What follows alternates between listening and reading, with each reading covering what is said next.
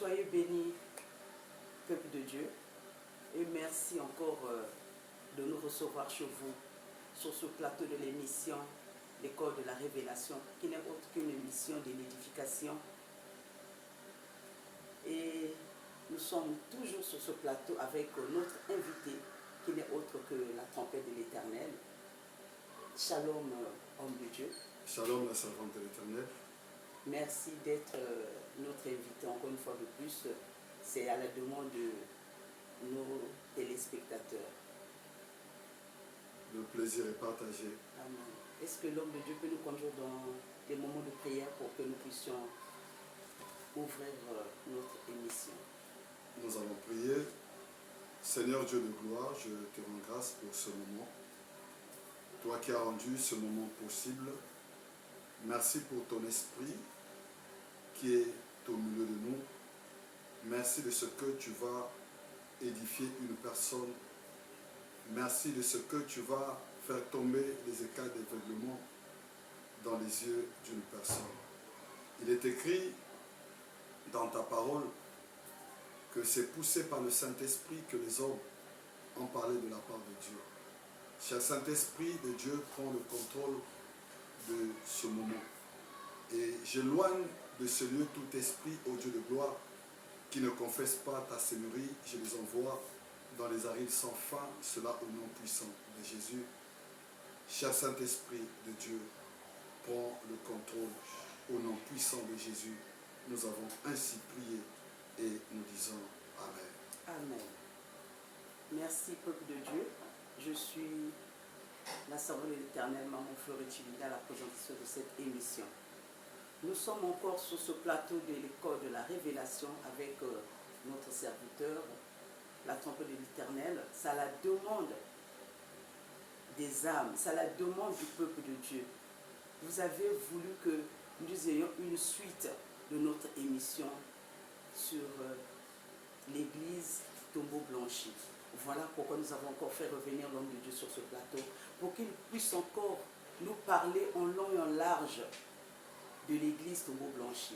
L'homme de Dieu, lors de l'émission précédente, vous nous aviez dit que l'église Tombeau Blanchi, c'est un lieu où c'est une église, autel de sacrifice. C'est ce que vous nous aviez signifié. Et homme de Dieu, qu'est-ce que vous dites sur ce point quand vous dites que c'est l'église Tombeau Blanchi, c'est un autel, lieu de sacrifice? Est-ce que vous pouvez nous expliquer un peu cela, homme de Dieu? Je vous remercie, la servante de l'Éternel. Merci.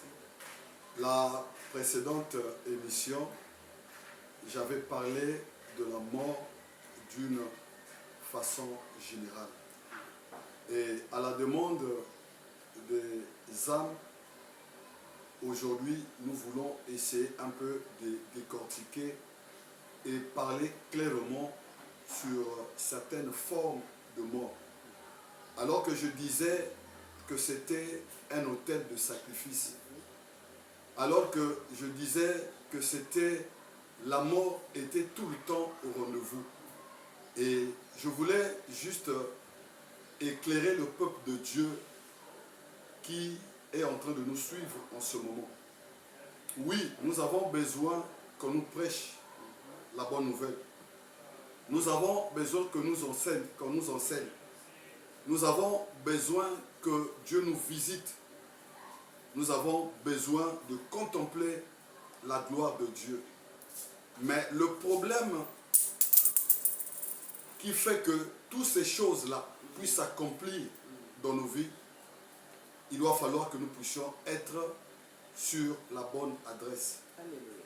Et aussi longtemps que nous ne serions pas sur la bonne adresse, même si aujourd'hui on peut appeler un homme de Dieu ouin, mais le fait que tu te trouves dans une église Tombeau Blanchi, c'est difficile que tu puisses contempler, vivre un miracle de la part de Dieu, parce que tu n'es pas sur la bonne adresse.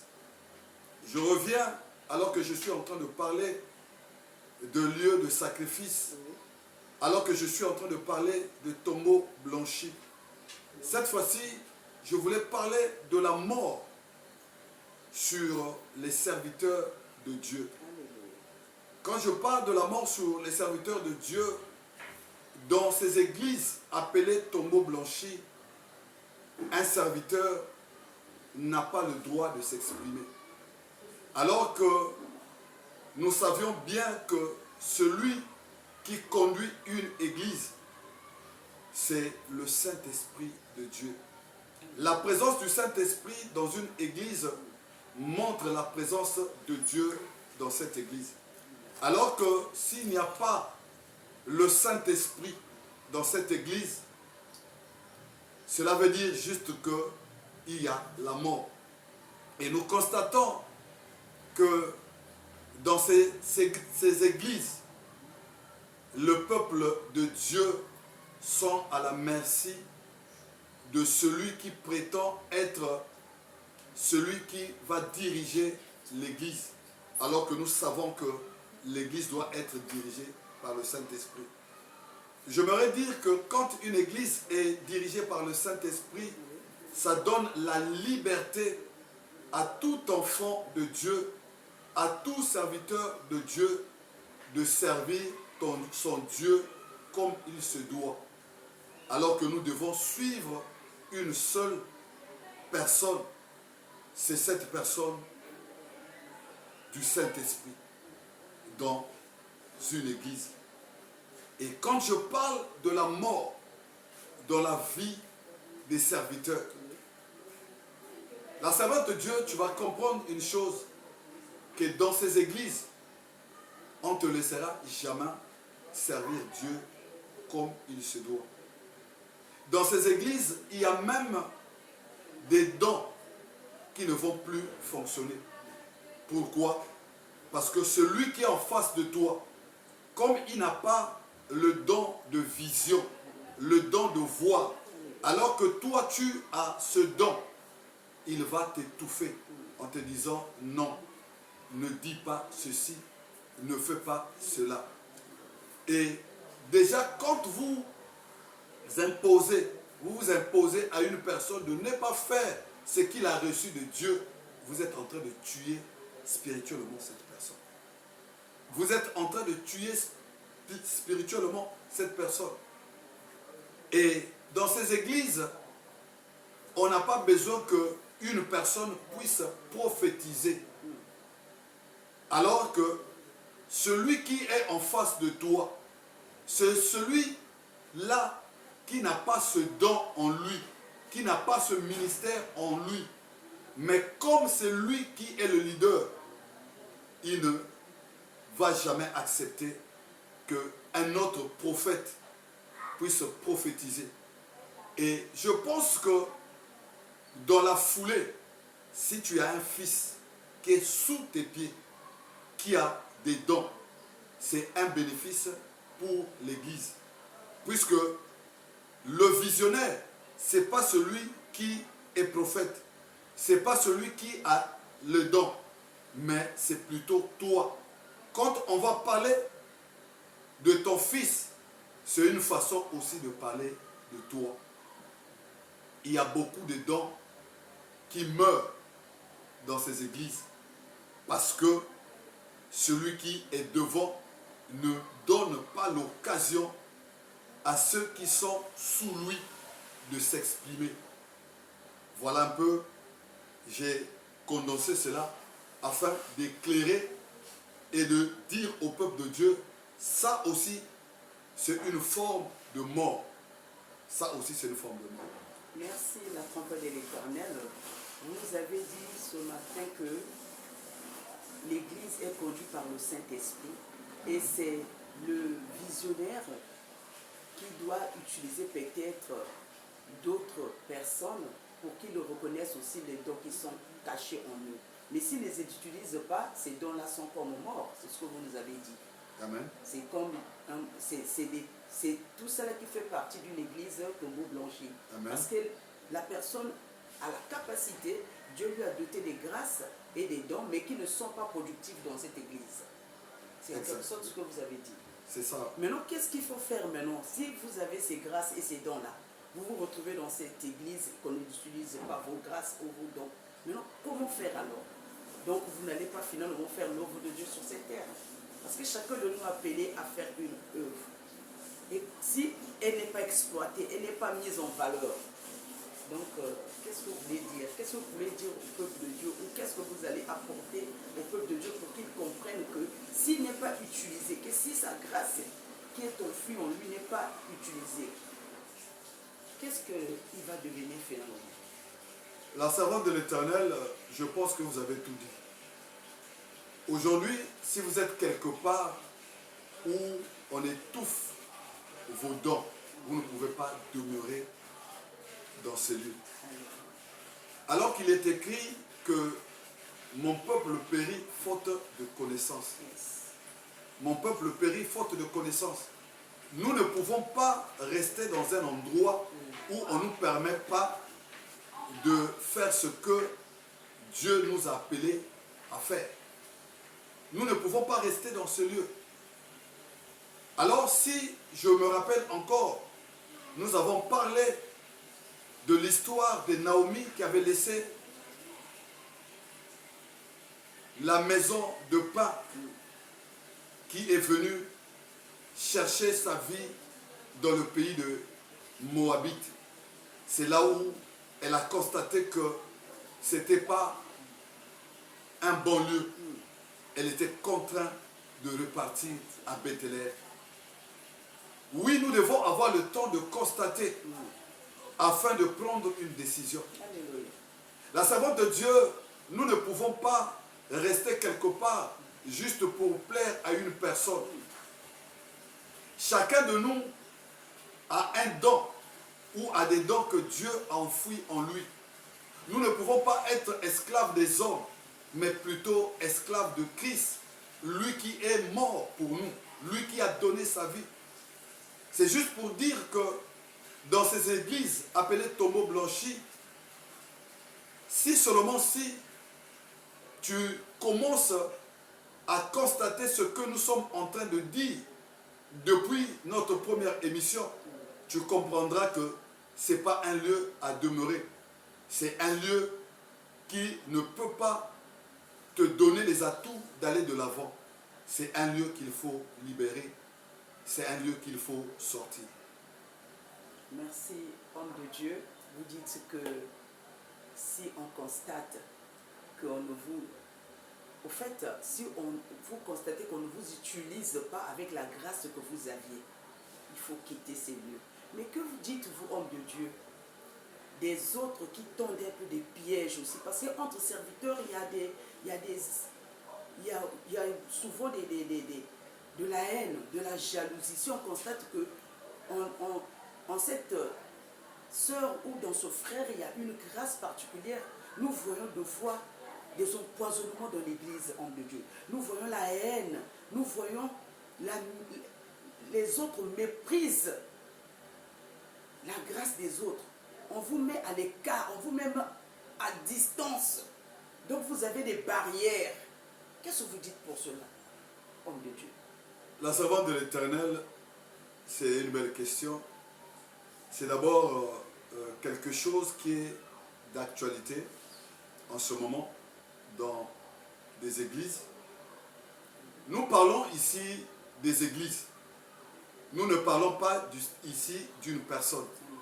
Ça sera trop beau de faire une émission juste pour parler d'une personne. Alors que nous sommes mandatés d'éclairer le peuple de Dieu, nous sommes mandatés à annoncer la bonne nouvelle. Oui, la servante de Dieu, ta question, elle est bien posée. La jalousie dans les églises, c'est une forme aussi de la mort. La jalousie dans les églises. Aujourd'hui, nous remarquons que à cause de ta grâce que Dieu a mis en toi, tu deviens un sujet de combat. Tu deviens un sujet de combat. J'aimerais dire à une personne qui est en train de nous suivre, il est écrit que Dieu fait grâce à qui il veut. Alléluia. Dieu n'est pas censé donner tous les dons à une seule personne. Dieu n'est pas censé de donner la grâce à des tierces personnes seulement. Je dis non. Je dis non. C'est pour l'avantage du corps du Christ. Voilà pourquoi vous allez voir, certains sont des prophètes. Certains sont des pasteurs. Certains sont des docteurs. Certains sont des apôtres. Certains sont des évangélistes. Et nous devons accepter ces 5 ministères. Nous devons l'accepter. Chacun doit accepter son ministère. Au-dessus de ça, Dieu nous fait grâce. Il nous donne aussi les dons qui accompagnent ces ministères. Si seulement si il y a d'autres dons qui se trouvent dans le ministère d'une autre personne, que cela ne t'apporte pas la jalousie. Que cela ne t'apporte pas la jalousie. Parce que Dieu sait pourquoi il a rajouté à cette personne ce don que tu n'as pas. Dieu le sait. Et pour dire vrai, la servante de Dieu, c'est ça le grand problème des églises actuellement. La jalousie qui amène jusqu'à l'empoisonnement. Qui pouvait savoir que l'empoisonnement devait rentrer jusque dans l'église? Jusqu'à dans l'église. La plupart des morts que nous enregistrons dans ces églises appelées tombeaux blanchis, ce sont des morts par empoisonnement. Parce que, quand je dis tombeaux blanchis, c'est parce que ces personnes ne sont pas de serviteurs dignes de Dieu. C'est des serviteurs appelés par Dieu, mais ce ne sont pas des serviteurs dignes de Dieu. Parce que au départ, ils servaient Dieu en vérité. Mais avec le temps, ils ont perdu leur bon sens. Quand tu perds un bon sens, le bon sens, je vous l'ai dit, tu te retrouves de l'autre côté. Parce que nous savons, si tu n'es pas avec Dieu, cela veut dire que tu es de l'autre côté. Il n'y a pas le juste milieu, non. Et ce problème, la servante de Dieu est en train de sévir les églises. La jalousie, les empoisonnements est rentré dans l'église parce que ces lieux ne sont pas les lieux appelés l'église véritable. Donc de Dieu, merci. Vous dites que ces lieux ne sont pas appelés des églises véritables. Donc ces lieux, c'est des églises tombeaux blanchis. Parce que la mort règne plus que l'amour. Alors que dans une église, nous devions cultiver l'amour au sein de l'église. On a 5 dons, des grâces. Il y a des ministères 5. Mais chacun de nous ne peut pas avoir toutes ces grâces-là en lui. Dieu a déversé chaque grâce dans chaque personne. Si on se retrouve aujourd'hui dans une église, homme de Dieu, avec ces genres de personnes-là, qui vous mettent des bâtons sur le haut, comme on peut le dire. Maintenant, qu'est-ce que vous allez faire pour sauver votre peau, si on peut le dire comme ça? Qu'est-ce que vous allez faire, homme de Dieu? Ces églises, nous allons le crier haut et fort, ce n'est pas des églises à demeurer. Ce n'est pas des églises à demeurer parce que vous allez prendre du retard. Dans la précédente émission, j'avais dit ceci. Nous ne pouvons pas fouler nos pieds dans une église sans demander la direction divine. Amen. Nous ne devons pas le faire pour que nous ne puissions pas avoir un perte de temps à chaque mouvement d'un enfant de Dieu, à chaque mouvement d'un chrétien. nous devons demander au préalable quelle est la volonté de Dieu. Dieu dit quoi par rapport à cette décision? Dieu dit quoi? La servante de Dieu. Dieu dit quoi par rapport à cette décision? Vous nous avez dit la fois dernière, homme de Dieu, que nous devrions demander la volonté de Dieu. Nous devions toujours, avant de s'engager, de prendre une direction, avant de se lever le matin, d'aller quelque part, d'aller vaquer à nos occupations, nous devrions toujours demander la volonté de Dieu. C'est ce qu'on avait tous retenu, homme de Dieu. Et aujourd'hui, nous poursuivons encore notre émission, parce que c'était la demande des fidèles que nous devions encore rentrer en profondeur sur l'église Tombeau Blanchi. Homme de Dieu, vous nous avez parlé que c'est un lieu de sacrifice, c'est un autel de sacrifice. Vous nous avez parlé encore sur aujourd'hui, c'est là où on est en train d'étouffer la grâce, on est en train d'étouffer les dons des autres. Mais d'abord, homme de Dieu, comment d'abord distinguer que cette personne-là a cette grâce-là pour qu'il y ait la jalousie? Comment est-ce qu'elle est distinguée, cette grâce-là, homme de Dieu? La servante de Dieu, comment est-ce qu'il faut distinguer la grâce? La grâce de Dieu se manifeste par la portion d'onction mise dans la personne. Amen. Tout homme de Dieu n'opère pas dans une même dimension. Alléluia. Il y a des choses que moi je peux faire, Yes. que le Saint-Esprit peut faire avec moi. Oui. Mais avec toi, le Saint-Esprit ne fera pas la même chose. Amen.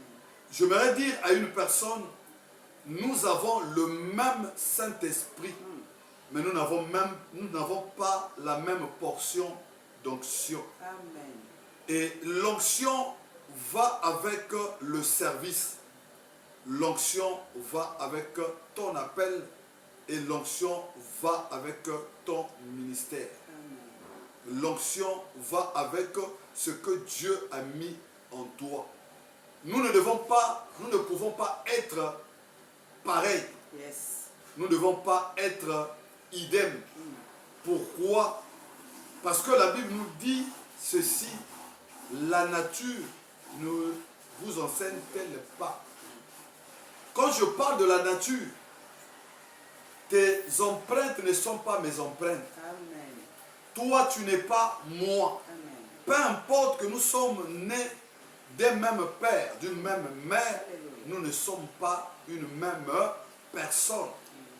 Alors si Dieu m'a appelé pour les grandes choses, que cela ne puisse pas amener la jalousie dans ton corps. Amen. Et chacun de nous doit rester debout là où Dieu l'a appelé.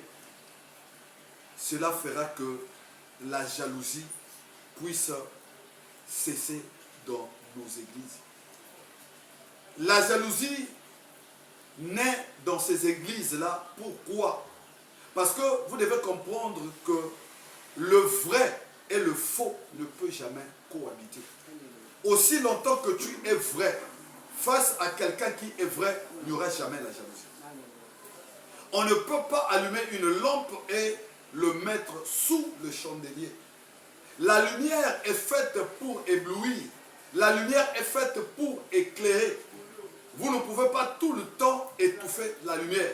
Parce que le rôle de la lumière, c'est pour éclairer. Alors si tu arrives dans un lieu où on t'empêche d'éclairer, ça ne sert pas de rester dans ce lieu. Parce que ça va apporter une mort dans ta vie. Une mort dans ton ministère. Bien-aimé, toi qui m'entends, j'aimerais dire à une personne, nous devons comprendre les choses. Et nous devons voir les choses par les yeux de l'esprit. Je ne parle pas des yeux spirituels. Il y a une différence entre les yeux spirituels et les yeux de l'esprit. Nous devons voir les choses par les yeux de l'esprit. Nous devons voir les choses dans les yeux de l'esprit. Alors que le Saint-Esprit puisse nous faire grâce de connaître là où nous sommes. Tout le temps, on prophétise sur vous. tout le temps, on déclare sur vous. Est-ce que vous constatez que vos vies ne changent pas? Vos vies ne changent pas. C'est juste pour vous dire que vous n'êtes pas sur la bonne adresse. Tu es resté 10 ans, 3 ans, 4 ans dans une église, mais ta vie ne change pas. Mais tu demeures dans cette église. Mais tu es en train de chercher ta mort. Tu es en train de chercher ta mort. Depuis que tu es dans cette église, les choses n'avancent pas. Tu ne fais que régresser. Bien-aimé, tu dois prendre conscience. Tu dois prendre conscience. Ne te fais pas attirer par ces beautés. Ne te fais pas attirer par ces prédications de l'enfer. Mais écoute la voix de l'Esprit. Écoute la voix de Dieu. Alors que Dieu te parle tantôt d'une manière, tantôt d'une autre. Alors que je parle, c'est Dieu qui te parle. Alors si nous sommes sur ce plateau, c'est parce que nous avons été mandatés par Dieu, par le canal de son esprit. Voilà un peu la savanteté. Merci, la trompette de l'Éternel, nous nous tendons vers la fin. Vous nous avez dit que nous avions le même Saint-Esprit, mais nous n'avons pas la même onction. On ne nous a pas dotés de tous de la même capacité d'onction. Merci. L'homme de Dieu, cette parole-là m'a saisi, m'a touché. Parce que nous avions souvent des confusions dans nos ministères, dans nos églises. On se dit que nous avions tous les mêmes dons, les mêmes grâces, les mêmes potentiels. Alors qu'en chacun de nous, Dieu avait déversé sa portion. Comme vous avez pris l'exemple tout à l'heure que ma portion à moi n'est pas votre portion. Votre portion à vous n'est pas ma portion. Ou n'est pas la portion d'une sœur ou d'un autre frère.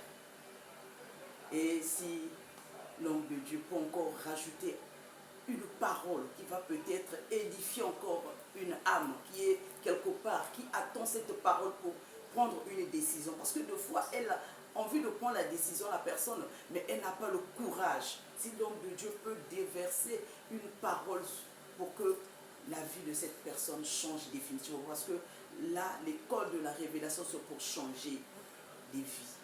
Homme de Dieu, vous avez la parole. Merci la servante de l'Éternel. Et vous avez dit tout à l'heure que cette parole que je venais de libérer tout à l'heure vous a fait du bien parce que ça vous a touché. Oui, réellement, ce que nous avons de commun, c'est juste le Saint-Esprit. C'est juste le Saint-Esprit. Même les dons, nous n'avons pas les dons en commun. Même les dons, nous n'avons pas les dons en commun. Nous devons comprendre cela. Moi, je peux avoir le don de la guérison. Le don de la guérison que j'ai ne sera pas pareil avec le don de la guérison que toi, tu peux avoir. Parce que ce qui va toujours encore nous départager, c'est l'onction du service que j'ai. L'onction du service que j'ai sur le don que j'ai, c'est ce qui amplifie le don que j'ai. Le don de la guérison, le don de la délivrance. Vous devez comprendre aussi, la délivrance aussi c'est un don. La délivrance c'est un don. Il y a des personnes que Dieu a oint pour la délivrance. Alors que tu es en train de tâtonner pour une délivrance, dès que lui il arrive, parce qu'il n'est pas un généraliste, il connaît identifier les esprits, parce qu'il a l'esprit du discernement. Et quand tu appelles un esprit par son nom, cet esprit est obligé de partir. Quand tu connais une maladie, autant que médecin, tu dois trouver un traitement pour cette maladie. Quand tu appelles une personne par son nom, la personne va répondre parce qu'il sait que c'est son nom. Mais quand tu te fais généraliste, c'est-à-dire dans un corps est logé un esprit de serpent, tu chasses tous les esprits. Cela ne va pas donner de l'avantage à cette opération que tu es en train de faire. Et j'aimerais dire à une personne, parce que Dieu me ramène toujours à dire à une personne, tu as mis du temps dans cette position. Tu as mis du temps et tu as constaté que rien ne marche dans ta vie. Le moment est arrivé, peuple de Dieu, de prendre une décision et de chercher la bonne adresse. Sinon, je dis sinon, c'est la mort qui t'attend. Alors que tu as appelé pour des grandes choses. Et ce que je suis en train de dire, je ne parle pas seulement au peuple de Dieu. Je parle aussi aux serviteurs de Dieu. Si tu es quelque part où on est en train d'étouffer tes dents, si tu es quelque part où on t'étouffe, que tu ne puisses pas aller de l'avant, il est temps que tu puisses partir. Parce que là où tu te trouves, il y a la mort. Il y a la mort de ton ministère. Aussi longtemps que tu resteras dans ces églises appelées tombeaux blanchis, Dieu ne fera pas ce qu'il avait accompli faire dans ta vie. J'aimerais résumer en disant ceci. Dieu a parlé à Abraham de quitter la maison de son père, de quitter sa patrie et sa nation.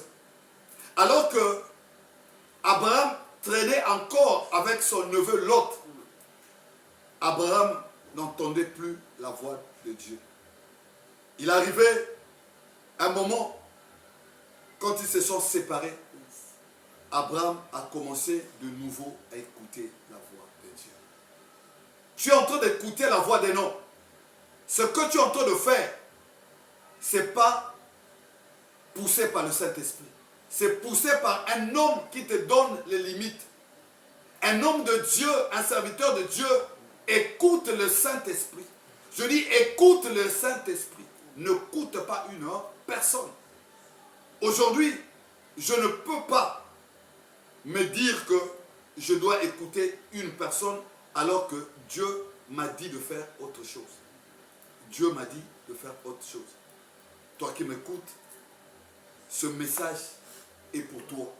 Nous devons faire attention.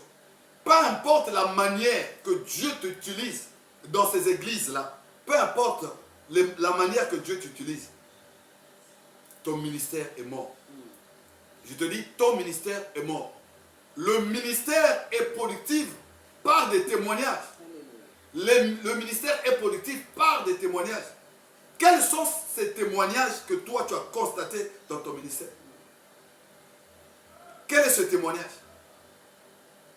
Cela montre juste que l'onction de Dieu est sur toi, le Saint-Esprit est sur toi, mais à cause de ce lieu appelé tombeau blanchi, tu n'excelles pas. Il n'y a pas de résultat. Alors, sors de ce lieu appelé église tombeau blanchi et tu verras la gloire de Dieu dans ta vie. Merci, homme de Dieu. Merci vraiment. Vous avez tout dit et j'espère que la personne qui a écouté, que ce message lui a été destiné, prendra la bonne décision. Là, nous allons demander à notre invité, qui n'est autre que la trompette de l'Éternel, de faire une prière de clôture et de bénir aussi le peuple de Dieu. À vous la parole, homme de Dieu. Je lève ma main vers le ciel. Je prie pour toi qui viens de nous suivre, qui vient de nous écouter. Que Dieu, par sa puissance, puisse faire tomber les écailles d'aveuglement de tes yeux. Que Dieu puisse t'illuminer par la puissance de son esprit et que tes yeux de l'esprit puissent s'ouvrir au nom puissant de Jésus. Que tout ce qui t'empêche à connaître la vérité puisse tomber au nom puissant de Jésus. Je te bénis au nom de Jésus. Je prie à ce que Dieu te fasse grâce alors que tu nous as suivis. Au nom de Jésus, nous avons ainsi prié et nous disons Amen. Amen.